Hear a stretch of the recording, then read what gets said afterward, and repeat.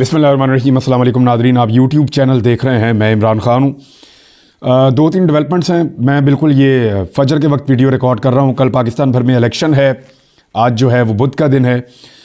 इमरान खान साहब की रात गए एक ऑडियो लीक की गई और एक तस्वीर जो है वो भी मंजर आम पर आई। अब ये ऑडियो बनी कैसे, तस्वीर कैसे आई, इस पर भी बात करते हैं। लेकिन पहले आप ये देखिए कि पूरे पाकिस्तान में इलेक्शन कैंपेन का इख्तिताम हुआ गुज़िश्ता रात। सबसे अच्छी कैंपेन का इख्तिताम किस पार्टी का हुआ, ये सवाल है। क्योंकि देखिए, अच्छे नोट पे जो चीज़ ख़त्म होती है उसके नताइज भी अच्छे होते हैं। हमें PMLN पूरे सोशल मीडिया पे, पूरे मीडिया पे कहीं पे भी कल कहीं नज़र नहीं आई। यानी उन्होंने दिन के वक्त कुछ एक्टिविटीज़ की लेकिन बात बनी नहीं। PMLN एक भी ऐसा जलसा करने में कामयाब नहीं हो सकी जैसा कोई भी जलसा नॉर्मली इमरान खान कर दिया करते थे। यानी इमरान खान का कोई एवरेज जलसा भी हो तो नवाज शरीफ अपने तमाम बड़े से बड़े जलसों में भी उसका एक मंजर पेश करने में भी कामयाब नहीं हो सके। हालात यहाँ तक थे कि अजीबोगरीब एंगल से तस्वीरें और वीडियोस बनाकर कोशिश की गई।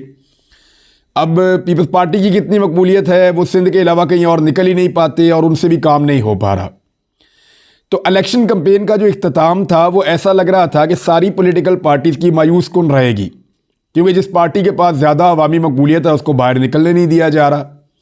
तो ऐसा लग रहा था एक जैसा ही होगा और इसका इख्तिताम हो जाएगा और बात ख़त्म हो जाएगी। लेकिन फिर रात को अचानक कुछ हुआ। यानी 6 महीने मेहनत की गई कि अवाम इस आदमी की आवाज़ ना सुन सके। 6 महीने मेहनत की गई कि इस आदमी की कोई तस्वीर अवाम ना देख सके। इन दो चीज़ों के ऊपर बड़ी सख्त मेहनत हुई है और ये मेहनत करने के बाद कोशिश की गई कि इसको यकीनी बनाया जाए जब तक कि पाकिस्तान में इलेक्शन नहीं हो जाता। और रात को किसी साइंटिस्ट ने एक अजीबोगरीब तरीके से वो ऑडियो जो एडिटेड ऑडियो है, वो ऑडियो जिसके साथ सबटाइटल्स लिखे हुए हैं, वो ऑडियो जिसको चुना गया था कि इसके ज़रिए से इमरान खान को ख़राब करना है या इसके ज़रिए से इमरान खान को डीफेम करना है या इसके ज़रिए से इमरान खान को सियासी तौर पे नुकसान पहुंचाना है, वो ऑडियो मखसूस लोगों के ज़रिए से मंजर आम पे आ गई। अब ये ऑडियो आई जनाब कल रात को मंजर आम पे। ये ऑडियो पूरी सुनने के लिए आपको सोशल मीडिया पे कहीं मिल ही नहीं रही और चुनी हुई ऑडियो है। उसके बाद एक तूफान आ गया सोशल मीडिया पे और लोगों ने तवज्जो ही नहीं दी उस ऑडियो के अंदर क्या है। लोग सुनना ही नहीं चाह रहे। लोगों ने कहा निकालो इमरान खान की आवाज़ सुनवाओ हमें इतने लंबे अरसे के बाद। तो इमरान खान की आवाज़ में वही तवानाई थी, वही जान थी। उसी तरह वो बुलंद आवाज़ में बात कर रहे थे, वही लहजा था मजबूत। तो वो इमरान खान की ऑडियो ने आग लगा दी पूरे सोशल मीडिया पे और पूरे मीडिया के ऊपर और हर तरफ पाकिस्तान में। अब हर आदमी उनकी ऑडियो सुन रहा है इमरान खान की, जिसमें वो गरजदार आवाज़ के अंदर बात कर रहे हैं वहाँ पर अदालत में। और ये बनी है जो इद्दत में निकाह वाला जो केस है उसकी जब सुनवाई हो रही थी अडियाला जेल के अंदर, वहाँ पे ये ऑडियो रिकॉर्ड की गई है और उसी से मुताल्लिक है। अब इमरान खान को जलील करने के लिए, उसको नीचा दिखाने के लिए ये ऑडियो निकाली गई। लेकिन मुझे इस बात पे पहले भी बड़ा यकीन था और कल रात को तो और यकीन आया कि इज़्ज़त और ज़िल्लत अल्लाह ताला के ही हाथ में है और वो हर पल हर लम्हा आपको बता रहा होता है। यही बात इमरान खान खुद भी बार बार कहते हैं कि इज़्ज़त अल्लाह ताला के हाथ में है, इज़्ज़त और ज़िल्लत अल्लाह ताला के हाथ में है, वही आपको इज़्ज़त देता है। तो रात को उसको जलील करने की कोशिश की गई। हुआ ये कि उल्टा इमरान खान को फ़ायदा हो गया और जो इलेक्शन कैंपेन क्लोज हुई वो सबसे ज़बरदस्त और जानदार तरीके से पाकिस्तान तहरीक इंसाफ की हुई। हुआ क्या कि जैसे ही लोगों ने ये तस्वीर देखी, ऑडियो सुनी, लोग सड़कों पे निकल आए।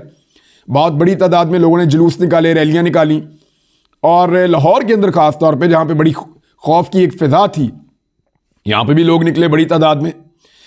तो ये बहुत बड़ी गलती हो गई जिसने भी ये ऑडियो लीक की है।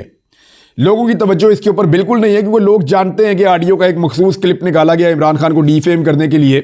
या तो पूरी ऑडियो इमरान खान बार बार कहते रहे हैं कि मेरे मुकदमात पूरी कौम को लाइव दिखाए जाएं, सुनाया जाए पूरी कौम को कि मेरे साथ क्या हो रहा है, ताकि सबको पता चले। तो उनकी बात तो नहीं मानी गई लेकिन वहाँ से मखसूस ऑडियो निकाली गई। अच्छा, उसका भी उल्टा नुकसान हो गया क्योंकि उसमें कोई ऐसी चीज़ तो थी नहीं कि इमरान खान कुछ कन्फेशन कर रहे हों, ऐसा तो कुछ नहीं था। फिर इमरान खान साहब के एक वकील हैं, उनकी भी ऑडियो निकाली गई उनकी निजी ज़िंदगी में, क्योंकि इनके पास निजी ज़िंदगी के अलावा PMLN के पास होता ही कुछ नहीं है।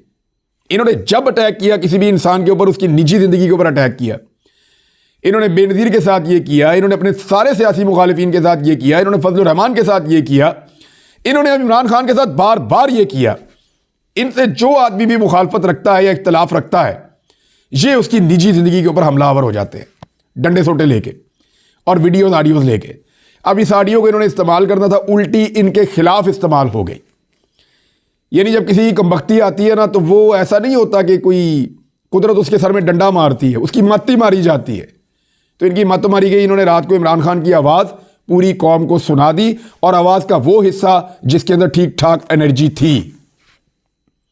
इमरान खान साहब को ये आइडिया था और वो अपने साथियों से कहते थे कि मेरी यहां पे रिकॉर्डिंग होती है, और बाकी लोग इसका मजाक भी उड़ाते थे, लेकिन इमरान खान कहते थे मुझे यहां रिकॉर्ड किया जाता है और मुझे यहां फिल्माया भी जाता है और मैं ये जानता हूं। तो उसके बाद जब ये ऑडियो आई, अबूजर सलमान नियाज़ी का ये कहना है कि ये चंद दिन पहले की ऑडियो है, जब ये मुकदमा चल रहा था, और उस तस्वीर में, जो तस्वीर बाद में आई, उसमें अबूजर सलमान नियाज़ी खड़े हुए हैं, शाह महमूद कुरैशी इमरान खान साहब के कार में कोई बात कर रहे हैं। इमरान खान साहब ने एक लॉन्ग कोट पहना हुआ है और उनके हाथ में तस्बीह है जिसको वो पढ़ रहे हैं साथ साथ बात सुनते हुए। और ये तस्वीर जो है ये भी वायरल हो गई। यानी कोई भी अपनी टाइमलाइन पे जाए, कुछ भी ढूंढे, सीधी इमरान खान की तस्वीर ठक करके सामने आती है। ये है जी सूरत-ए-हाल इलेक्शन कैंपेन क्लोज होने की। इज्जत अल्लाह ताला के हाथ में है, कोई किसी को जलील नहीं कर सकता। इस तस्वीर ने और इस ऑडियो ने पाकिस्तान तहरीक इंसाफ की कैंपेन में जो रही सही कसर थी वो भी पूरी कर दी है। जो पार्टी गिरफ्तारियों के बावजूद नहीं टूटी, जो पार्टी कागजात छीनने के बावजूद नहीं टूटी, जिस पार्टी के लोगों को तोड़ने के लिए बेबहा पैसा और ताकत इस्तेमाल की गई, जिस पार्टी को दबाने के लिए मायूसी फैलाई गई, और जिसको ये कहा गया कि वोटर निकलेंगे ही नहीं, हर तरह के हथकंडे इस्तेमाल करने के बावजूद जो पार्टी ख़त्म नहीं हुई, आखिरी रात किए जाने वाला एक हरबा वो भी उल्टा पड़ गया। और हुआ ये कि वोटर और सपोर्टर के अंदर एक नई जान पड़ गई है पाकिस्तान तहरीक इंसाफ के। देखना यह है कि अब कल वाला दिन जो आ रहा है 8 फरवरी, इमरान खान को तो इस दिन का इंतजार है, बड़े लंबे अरसे से वो कह रहे हैं जी 8 फरवरी आएगा, मैं इलेक्शन जीतूंगा, 8 फरवरी आएगा, अवाम सारी सूरत बदल देगी। उनका यह कहना है कि उनको नहीं रोक पाएगा कोई भी निज़ाम 8 फरवरी को। अगर इमरान खान को रोकने की कोशिश की गई या उनकी पार्टी को इस वक्त दबाने की कोशिश की गई या 8 फरवरी को एक मखसूस हद से ज़्यादा धांधली करने की कोशिश की गई या झुर्दू फेरने की कोशिश की गई, तो आलमी मीडिया ये सारी चीज़ें ऑलरेडी रिपोर्ट कर रहा है। स्काई न्यूज़ यहाँ पे मौजूद है, BBC, CNN, Al Jazeera, Fox News यहाँ पे मौजूद है। तमाम मोतबर आलमी इदारे यहाँ पे अपने नुमाइंदगान समेत मौजूद हैं, और वो बारहा ये रिपोर्ट कर चुके हैं कि पाकिस्तान में प्री पोल रिगिंग की इंतहा हो चुकी है। वो ये कह रहे हैं कि इस इलेक्शन की सबसे फ्रंट पे खड़ी हुई जो पर्सनैलिटी है वो इमरान खान है, और इमरान खान जो है वो नाकाबिले मुकाबला हद तक इस वक्त आगे जा चुके हैं, और बाकी पॉलिटिकल पार्टीज को बैकिंग की जा रही है एस्टेब्लिशमेंट की जानिब से, और उनको जितवाने की कोशिश की जा रही है इमरान खान के मुकाबले में। ये आलमी मीडिया रिपोर्ट कर रहा है और बार बार रिपोर्ट कर रहा है, वो तो इससे भी ज़्यादा वाज़ेह अल्फाज में रिपोर्ट कर रहा है। लेकिन यहाँ पाकिस्तान में बैठे हुए हम लोगों को थोड़ी एहतियात से काम करना पड़ता है, और उसकी वजह आप समझते हैं। लेकिन मामला बड़ा सादा है और बड़ा सीधा है कि अगर वोट के ऊपर फैसला हुआ तो कल रात को पाकिस्तान तहरीक इंसाफ पाकिस्तान की नई तारीख लिख देगी, ये नज़र आ रहा है। मिसाल के तौर पे आप, मैंने पिछली वीडियो में जिक्र किया था सरताज गुल वज़ीर का, तो अब आप देखें कि उनके साथ क्या हुआ। मरियम नवाज ने करोड़ों रुपया लगा के बाहर से इंपोर्टेड और बड़े टॉप क्लास के कैमरास मंगवा के बड़ी आला किस्म की प्रोडक्शन टीम्स के साथ राब्ता करके इंपोर्टेड कैमरे, प्रोडक्शन टीम बहुत आला पाए की, बड़े ही जो है वो ज़बरदस्त किस्म के सर्टिफाइड किस्म के लोगों को बुलवा के मरियम नवाज साहिबा ने अपनी इलेक्शन कैंपेन के लिए, अपने आप को लॉन्च करने के लिए एक बड़ी मुश्किल एक्टिंग के साथ एक वीडियो बनाई, और उसके अंदर उनके दिन लग गए। पहले जनाब वीडियो बन रही है, पहले उसकी प्लानिंग हो रही है, उसके बाद उसके कॉस्ट्यूम्स, उसके बाद उसकी लाइटिंग, उसके बाद स्टोरी बोर्ड, फिर उसके बाद किस तरीके से कौन सा शॉट रिकॉर्ड होगा, फिर उसकी रिहर्सल्स, उसके बाद वो वीडियो बनती है, वो वीडियो बनने के बाद फिर वो एडिटिंग के फेज़ में जाती है, फिर उसके ऊपर स्क्रिप्टिंग होती है। ये सारा काम करते करते एक लंबा टाइम फ्रेम भी लग गया और बहुत बड़ा पैसा भी ज़ाया हो गया। तो मरियम नवाज साहिबा की वो वीडियो पहले ही लीक हो गई। एक तो इनकी हर चीज़ पहले ही लीक हो जाती है, ये बड़ा मसला है कोई ना कोई अंदर एक ऐसा बंदा बैठा हुआ होता है जो कोई ना कोई चीज़ इनकी लीक कर देता है। अब वो वीडियो लीक हो गई, उसके ऊपर लोगों ने वो मीम्स बनाए कि वो जो असल वीडियो आनी थी उसकी जई तई फिर गई। जो मरियम नवाज की असल वीडियो आनी थी वो आने से पहले ऐसी ऐसी वीडियोस जारी हो गई अजीबो गरीब नौइयत की, इतने मीम्स बन गए कि उस वीडियो की कोई औकात ही नहीं रही। अच्छा, होता क्या है कि इतना पैसा लगा के इतनी वीडियो बनाई, कल रात को जरताज गुल वजीर ने फैसला किया कि वो एक रैली निकालेंगी और एक जलसा करेंगी, क्योंकि एक कंपेन खत्म हो रही थी। इससे पहले वो डोर टू डोर जा रही थी गिरफ्तारी अवॉइड करते हुए, जैसे पीटीआई के कैंडिडेट कर रहे हैं। तो उनको डीजी खान में सख्त मुजामत का सामना करना पड़ा और पुलिस की भारी नफरी वहां पे पहुंच गई। वो वहां चौक के अंदर ये कुर्सी रख के बैठी हुई है और चंद सेकंड की एक वीडियो है, ये छोटा सा क्लिप आप देख लें, ये 3-4 सेकंड का। अब इस वीडियो को देख लें और मरियम नवाज की सारी मेहनत को देख लें, पानी फेर के रख दिया। यानी मैं फिर वही बात कहूंगा कि इज्जत और जिल्लत अल्लाह ताला के हाथ में है। कहां पे इतना पैसा खर्च किया, इतना टाइम खर्च किया, इतने बंदों ने मिलकर काम किया, और कहां पे पुलिस भी भेजी गई इंतजामिया की तरफ से, और वो वहां पे बैठी और बैठ के उसने हार मानने से इनकार कर दिया। फिर वो पीटीआई का झंडा लेके निकलती है चौक के अंदर और आहिस्ता आहिस्ता लोग इकट्ठे होना शुरू हो जाते हैं। वहां पे ठीक ठाक पुलिस ने लाठीचार्ज भी किया, बच्चों के ऊपर, खवातीन के ऊपर भी तशद्दुद हुआ। हमने देखा एक बड़ा ड्रामा था जो लगा रहा डीजी खान में, लेकिन उसके बावजूद जरताज गुल वजीर ने वो रैली भी निकाली, वो खिताब भी किया और वो सारा माहौल बना भी दिया। अब ये वहाँ के सरदारों के लिए एक बड़ी मुश्किल सूरत हाल है। दोबारा से जरताज गुल वजीर एक ऐसी पर्सनैलिटी के तौर पे सामने आई है जिसने डेरा गाजी खान के सरदारों को एक मुसीबत डाल दी है गुज़िश्ता चंद सालों से, चंद इलेक्शन से।